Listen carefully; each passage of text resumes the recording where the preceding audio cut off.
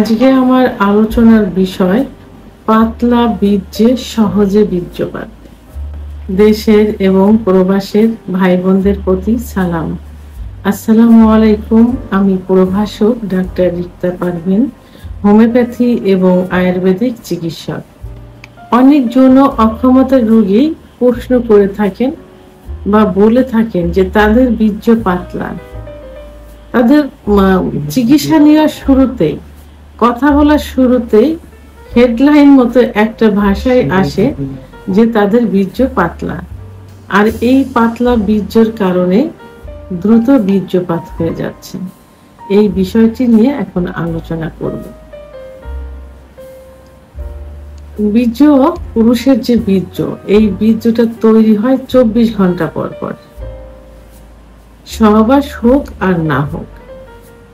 এই 24 ঘন্টা পর পরে, অর্থাৎ যখনই বীর্য তৈরি হয় তখনই বীর্যের সঙ্গে ভিতরে যে উপাদানগুলো আছে, বিশেষ করে শুক্রাণু,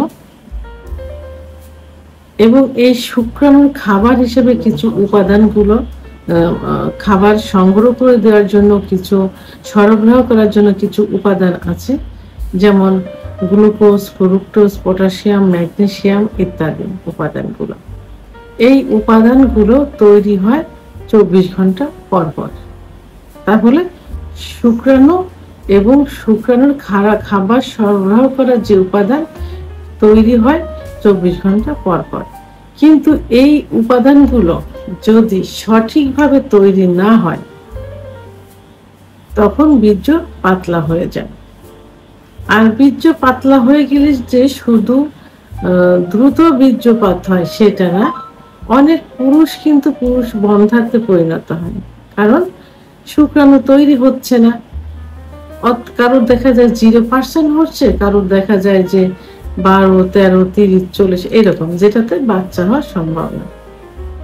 তাহলে বীর্যের ভিতরের উপাদানগুলো সঠিক মতো তৈরি না হওয়ার কারণে কিন্তু বীর্য পাতলা হচ্ছে, আর এই পাতলা বীর্যের কারণেই দ্রুত বীর্যপাত হয়ে যাচ্ছে, কারণ ধরে রাখার মতো ক্ষমতা কম থাকে, এটা পানির মতো হয়ে যায়।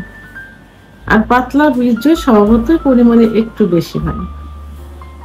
তাহলে এটা যুক্তিসঙ্গত যে বীর্য পাতলা হলে দ্রুত বীর্যপাত হয়ে যায়। এখন এই পাতলা বীর্য গাঢ় করার জন্য কিছু খাবার আছে।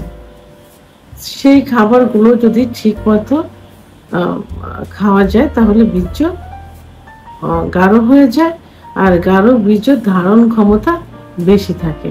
এই খাবারগুলো হলো, প্রথমে দই, বিশেষ করে টক দই, এটা খেতে হবে।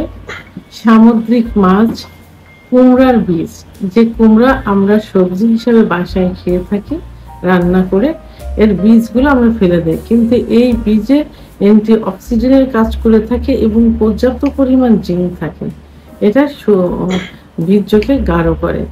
কলা, মধু, ডিম, বিশেষ করে হাঁসের ডিমটা সব থেকে ভালো কাজ করে, ক্যালোরি বেশি থাকে। সিজনালি শাকসবজি, সিজনালি ফলমূল, বাদাম খেতে হবে, এবং বিশেষ করে কিশমিশ, খেজুর, ঘি, এই খাবারগুলো যদি প্রতিদিনের খাবারের তালিকায় রাখা যায় তাহলে পাতলা বীর্য কিভাবে গাঢ় হয়ে যাবে, অর্থাৎ ঘন হয়ে যাবে। তখন আস্তে আস্তে দ্রুত বীর্যপাত বন্ধ হয়ে যাবে এবং দীর্ঘ সময় নিয়ে স্ত্রীর সঙ্গে সহবাসে লিপ্ত থাকা যাবে। এবং এখন আমি এই পাতলা বীর্যকে গাঢ় করার জন্য 3টি মেডিসিন নিয়ে কথা বলবো। হোমিওপ্যাথি মেডিসিন, যার কোনো পার্শ্ব প্রতিক্রিয়া নেই। প্রথম যে মেডিসিন সেটি হলো সেলেনিয়াম 200। এটি পাতলা বীর্যকে গাঢ় করতে সহায়তা করে থাকে, বিশেষ করে শুক্রাণুর সংখ্যা কম থাকলে বৃদ্ধি করে দেয়। ওষুধটি 2 ফোঁটা জিহ্বার উপর দিয়ে দিনে 2 বার, অর্থাৎ সকালে দুপুরে সেবন করতে হবে, খাবার আধা ঘন্টা আগে অথবা আধা ঘন্টা পরে। 1 মাস সেবন করতে হবে। 2 নম্বর যে মেডিসিন সেটি হলো ashwagandha mother tincture. Ashwagandha mother tincture হোমিওপ্যাথিতে খুব ভালো একটা মেডিসিন, যেটা পুরুষ বন্ধ্যাত্ব দূর করে, অর্থাৎ পর্যাপ্ত পরিমাণ শুক্রাণু বৃদ্ধি করে দেয় এবং বীর্যটাকে গাঢ় করে দেয়, এবং যাতে দ্রুত বীর্যপাত হয়ে যায় সেই ক্ষেত্রে ভালো কাজ করে থাকে। ওষুধটি 10 ফোঁটা ঠান্ডা পানি সহ দিনে 3 বার সেবন করতে হবে, খাবার আধা ঘন্টা আগে অথবা আধা ঘন্টা পরে। তৃতীয় যে ওষুধটি সেটি হলো শিমুল মাদার টিংচার।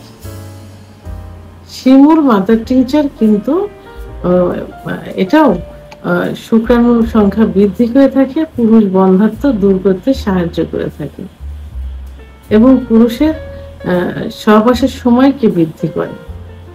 ওষুধটি 10 ফোঁটা ঠান্ডা পানি সহ দিনে 3 বার সেবন করতে হবে, খাবার আধা ঘন্টা আগে অথবা আধা ঘন্টা পরে। অশ্বগন্ধা মাদার টিংচার এবং শিমুল মাদার টিংচার আপনারা দুইটা একই সঙ্গে সেবন করতে পারেন। 10 ফোঁটা 20 ফোঁটা সকালে, 20 ফোঁটা দুপুরে, 20 ফোঁটা রাত্রে কুসুম গরম পানি সহ, আবার আধা ঘন্টা আগে অথবা আধা ঘন্টা পরে। যে ওষুধ 3টি বললাম, ওষুধ 3টি অবশ্যই জার্মানি ওষুধ হতে হবে, চিলকালা অবস্থায় নিতে হবে, কারণ হোমিওপ্যাথি ওষুধ দেখতে সব কিন্তু একরকম, বোঝা যায় না কোনটা দেশি কোনটা বাইরে। সব থেকে ভালো হবে যে ডাক্তারের চিকিৎসা নেবেন অন্তত ডাক্তারের কাছ থেকে ওষুধ নেওয়ার চেষ্টা করবেন, কারণ ডাক্তার নিজের ক্যারিয়ার ভালো করার জন্য অর্থাৎ ক্যারিয়ার বজায় রাখার জন্য সর্বোচ্চ ভালো ওষুধ দেওয়ার চেষ্টা করবেন। ভিডিওটি সম্পর্কে যদি কোনো মতামত থেকে থাকে অবশ্যই কমেন্টসের মাধ্যমে জানাবেন, আর ভিডিওটি ভালো লাগলে লাইক, কমেন্ট, সাবস্ক্রাইব করে আমার সঙ্গে থাকুন। আল্লাহ হাফেজ।